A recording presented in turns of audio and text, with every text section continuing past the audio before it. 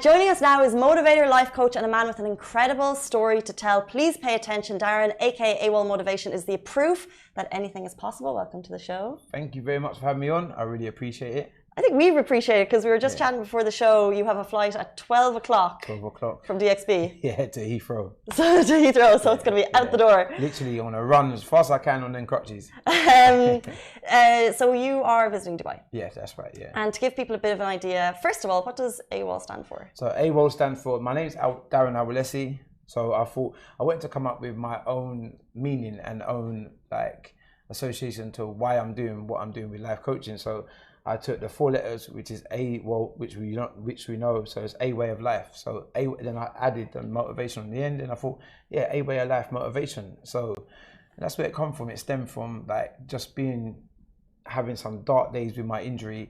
I thought, you know what, I just want to change one person's life throughout my story, and just have them so they can realize that whatever you do in life, you're not at rock bottom. You've been to rock bottom, but you have to enjoy the process of climbing. Yeah, we mentioned at the beginning you're a life coach and motivator. Right. I actually thought AWOL was a way without leave. Yeah, that was my first. It could be. It could be. It could come across. But yeah, I think so. Absent without leave, away without leave. But no, it's definitely a way of life because everything you do is a way of life. I think that you're eating, your thinking, your friendship groups, your relationship. It's a way of life. Do you know what I mean? If you can just come to terms with what's good for you and what's not bad and what's not good for you, it's a way of life.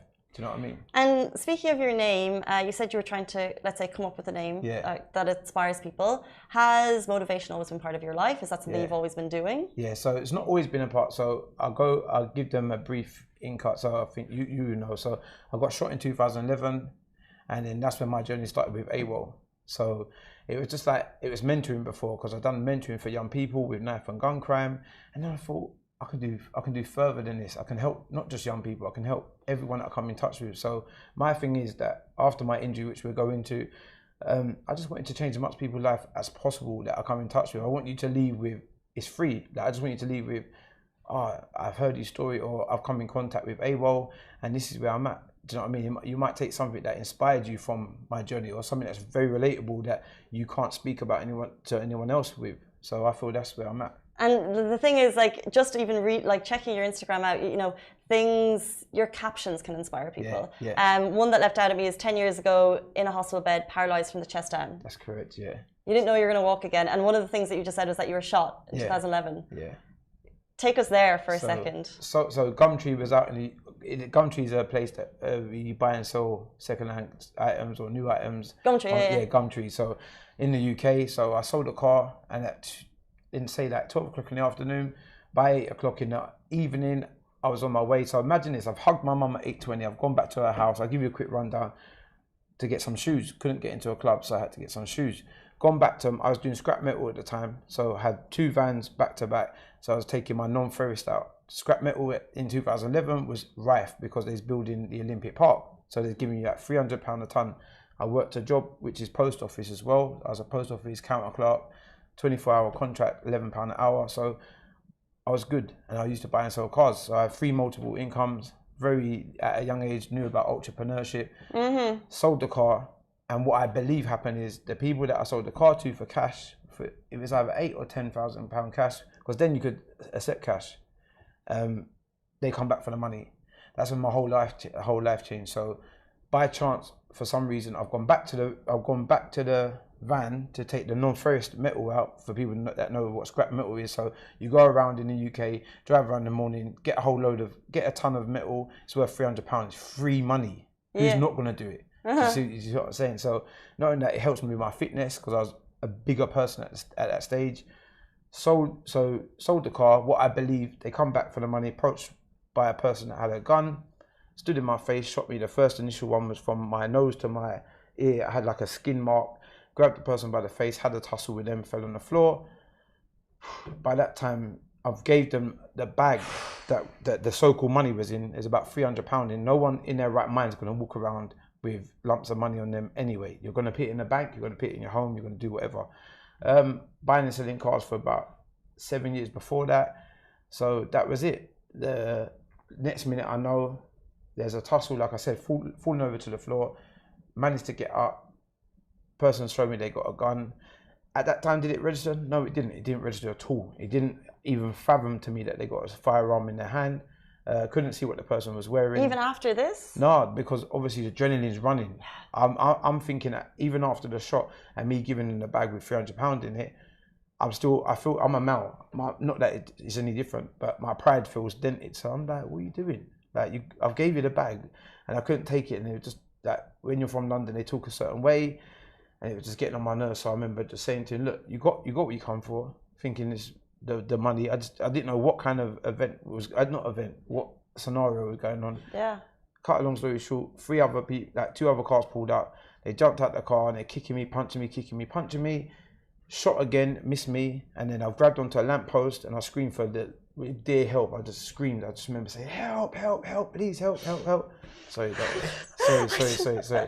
I remember no, don't apologise to me. Sorry, please don't apologise. So I remember screaming for help, holding onto a lamppost. Then the fights broke up. Like, they've gone away. So there's about 8 of them. I'm now walking away, and I said to the person, look, at the end of it, like, just leave it, like, leave it. And I can see people running now from the flats, but remember, 2 shots have been fired. Last one was, I walk away and I just said I said out loud, I'm going to find out who did this. But remember, I can't tell if the person's black, white, Indian. I can't tell you who it is because they wear masks. Walked away and then they run up to my back. So say it's my back, so I'll give you an example because the camera's here. This is my back, they've shot. So instead of the bullet coming out of my chest, it didn't. It ricocheted and hit my spine. So it's gone ricocheted all the way down. I've taken about 3 steps, fallen on the floor. So I'm like jelly. From my big toe, it's becoming like jelly, so up to my chest. So at that point, I'm laying on the floor. And I just remember, I was calm. I just, you're going to laugh because you watched EastEnders before. No. So in EastEnders, Phil Mitchell gets... It's like a soap in the UK. Yeah, like a soap in the UK. So, you know, like anywhere, like movies, they get shot. And it's like, oh! And there's loads of blood. And I was like, hold on, there's no blood. So have I been shot or I've been stun gun? Because it's still not registering what's really going on. Because I'm thinking, this is not happening to me. I haven't done nothing to deserve this. And that was it. So after being shot, ambulance come, and then that's when reality really hits. So now I'm in an ambulance and they got a mask over me, the breathing mask. I'm on, is it morphine at that time? All these crazy drugs that they're pumping in that are prescription drugs. And they just told me that, yeah, you're in a boardroom in, like, within about 45 minutes, you're in hospital, then you're in another room with CT scans. If anyone knows what a CT scan is, they put you through this big round thing and it scans your whole body, and the bullet's lodged in your spine. 45 people flew from New York to do study research on my spine, and they was like, he'll never walk again. So my bladder, bowels and sexual function was gone. Never walk again. Well, he, by the way, walked in here, no problem. Walked in here, no problem. Absolutely no problem. No problem. We thank God. So that's when I went through some depression, tried to commit suicide. Cut a long story short, fast forward to 4.5 months, I got to have a catheter. If anyone knows what a catheter is, they got a bit of suprapubic catheter in my system where it's going to be in there for the rest of my life. So that means I've lost my bladder, bowels and my functions below my waist. I remember praying to God saying, I don't want to go down for this operation. I don't want to go down for this operation. Remember, 104 people, I've got it written down on paper, have told me I'm never going to walk. So you're talking physios, physios. 104 people. Yeah. That's just like signing you, you know. Writing you off, saying that's not it. After that, I remember saying to the nurse, I can go. I need to go to wee. She's like, Darren, you're hallucinating. You've got a urine infection, a UTI. It makes you do that. So I was like, no, I haven't. I need to go wee. And I just remember pulling out this catheter, not realizing that it's about that long through my system. And she gave me a urine bucket, a weed, then I stopped.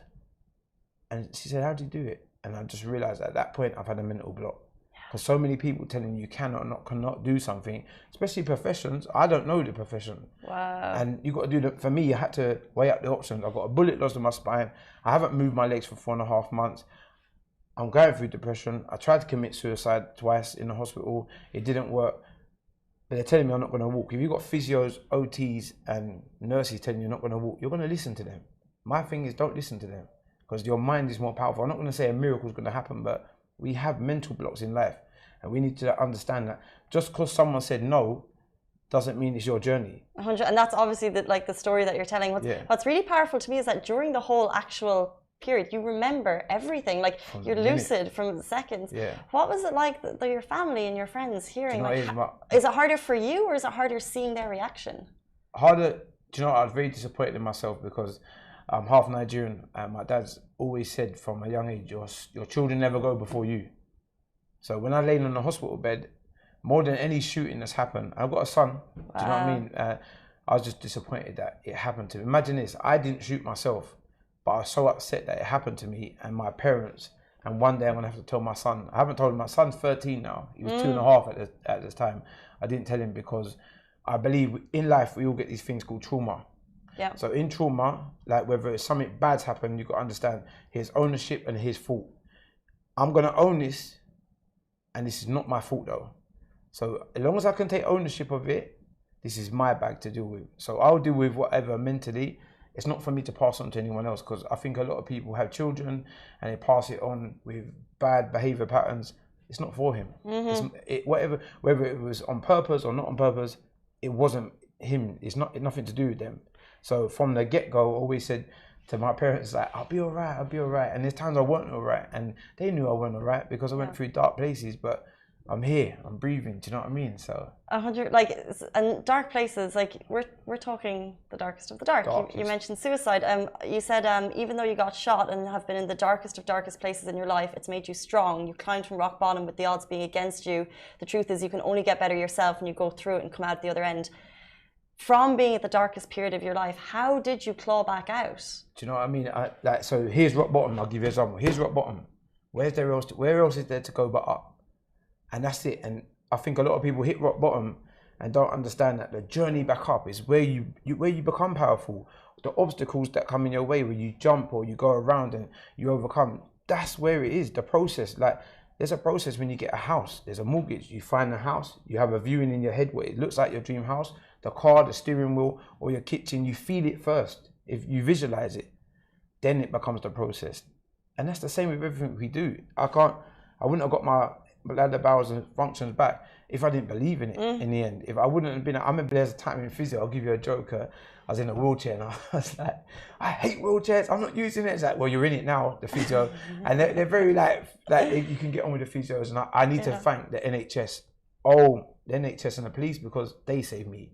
Not my friends, the so-called people that told me they're going to be there for me, my tight family, my partner, my son. These are the attachments that if I had anything to attach, it would be them and my God.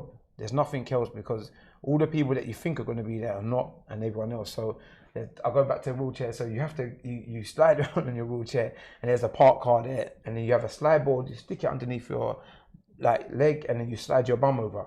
So I was like, I'm not doing it. It's like, well, if you don't do it, you're never going to be able to drive. I said, I don't want to drive. Who wants to drive in a wheelchair? No offense to anyone. It wasn't my journey. I didn't want it. So my thing is, if I'm not going to do something, I'm not going to take the process to do it. Why must I do it? And then we was arguing in the thing, and then I just got up and I just plonked my bum on the car seat and sat back down after about 5 minutes of being against it, and the whole physio room went quiet. Everyone, about 30 people went quiet, and I was like, what's going on? How do you do that? And I was like, do what? Do what? It's like, you just didn't use the slide board. You just stood up and sat down. I said, no, I didn't. But that's how bad the mental block was. Wow. So you have to, with going on the mental blocks, whether you're in a relationship, friendship, or workship, you need to understand, just because someone's opinion of you or anything 104 people's opinion doesn't count. It doesn't, because within 6 months I got all my functions back, but then my legs were weak. By that time I put on another further 11 stone in 7 months through depression. I was trying to eat myself to the grave basically, and I was just eating, secret eating, I had bad habits, and then it just dawned on me that what if I can lose this weight on this limb? It's gonna, even though it's moving just a little bit like that, what if I lose a bit more weight? And then they gave me the gym pass, and from then I haven't stopped in the gym. So you're working out every single day. Amazing. Monday to Friday. So how, like, all of this story has obviously led to a new life, right? Because now you're motivating, inspiring people. How are you doing that, and what's kind of like the reaction of people when you share your story? So using my Instagram, which is I think we all have resources and stuff that we can use for people. I think instead of using Instagram as a negative, I think that was my outlet to use it as a positive. So I thought, how many people can I inspire with my story that see this? So they're in London at the Brixton Street Gym.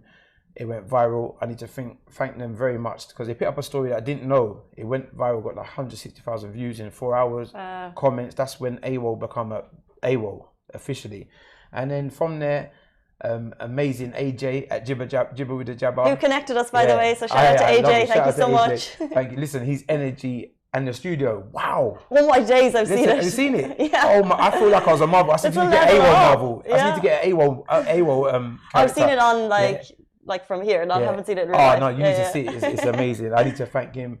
Tam as well. Tam at TK MMA. So you're out here with TK Fight Night. Yeah. So TK Fight Night, I met Tam. So I done a video with Puma, but I recorded it randomly in his gym. Didn't know whose gym it was. The gym looked sick from an Instagram post. So I've gone there, done the video, and then he's messaging me saying, "Why didn't you send this to me?" I was like, "Bro, I don't even know who you are." Like, and then I looked up and I was like, "Oh my gosh!" Then I started realizing who he was. So he said, "This is Tam Khan, who's also the fight coordinator for TK Fight Night and Social Knockout." Yes, Social Knockout. So with him, and then he messaged me saying, "When you're back, let's do a video." So here I come back the other day. Tam he introduced me to the gym. Magnificent place to train. Energy is everything in there, and the people, the staff. Not only the staff, he gave me, so this guy, I hope they're watching, Adam and Slim. So, Adam's like, they're in town? Oh, yeah, so I'm in the gym, and he goes, yeah, let's hook up with my boys, you'll be all right. I was thinking, okay. So I seen, remember, I don't know you. There's no Instagram, and I'm just going there to see Tam. Introduced me to these guys. His staff were really helpful. Like I said, they even walked me to my taxi, and it was about 400 degrees, because I couldn't feel my feet. Accurate, yeah. And so I'm doing a video with them that's coming out this Friday. These are like the biggest YouTubers, by the way. Biggest YouTubers. Yeah. So Slim Al-Bahar. Yeah, that's it. Yeah. So then he's like, yeah, let me follow you, bro, on Instagram. And he's picked up a post of me, and I was like, huh? And then someone messaged me saying, do you know who these guys are? And I was like, yeah, I just trained with them. What are you talking about? And then all of a sudden, do you really know who they are? And then I see like Adam 1.5 million followers, and then Slim 2.71 and rising. And I just had to fit, like, do you know what I mean? I think right place, energy, how I am, the path couldn't have been no different. And a lot of it's training. So I do seated circuits. And with my seated circuits, I do everything you can do, but sitting down. So for people that can't mentally go full, you've got no excuses, because I'm doing a seated down class. A lot of people you can help. Women, men, people with mental health, everything. So yeah, I thank them. Like I said, AJ's energy. I love this guy, man. And he introduced me to this young man, which introduced me to you. Amazing. And that's why we're here. Very quickly, so like we said at the beginning, he needs to be at the airport at 12 and the time has run out. Will you be back? Yeah, I'll be back. So, and how can people find you as well? On AWOL_motivation. I'd always reply, because I believe that you never know when someone messages you what they're going through. So I believe that. And remember, I just want to put out a message that whatever you're going through, like I said, the rock bottom, it's only rock bottom for a reason. You're meant to be there to do the climb. Once you're the climb, you've enjoyed the process, you're not going to want to ever go back down there. So you're never going to foul and go back down there. You just got to use it as a lesson more than a loss, I think. And have no attachments. The only positive attachment, my wires is my God, my child, and my family. That's all that if any attachments that I have, that's it. And just good people like yourselves, do you know what I mean? Your energy is everything. I've never been so shocked by a story on this show before. Like that, really, that's so powerful. If you're just joining again, please go back and watch it. Absolutely incredible story. Thank you, and come back anytime. I hope you catch your flight. Hopefully I'll be back 15th, 16th of October to come and watch their fight, the social fight. See you there, then. I want to watch Slim knock out his opponent. Adam's definitely winning as well. You know what I mean? They're both good people. And roll up. And I think fitness is everything. Fitness for me is therapy. Do you know what I mean? So 100%. That's where I gain anything. And more than any gains is for me is emotionally therapy. Thank you so much. We appreciate your time so much. I appreciate it. Guys, that is it for us on the Lovin Dubai show. We're back with you every single weekday morning, same time, same place. Stay safe, wash your hands. We'll see you then. I love you.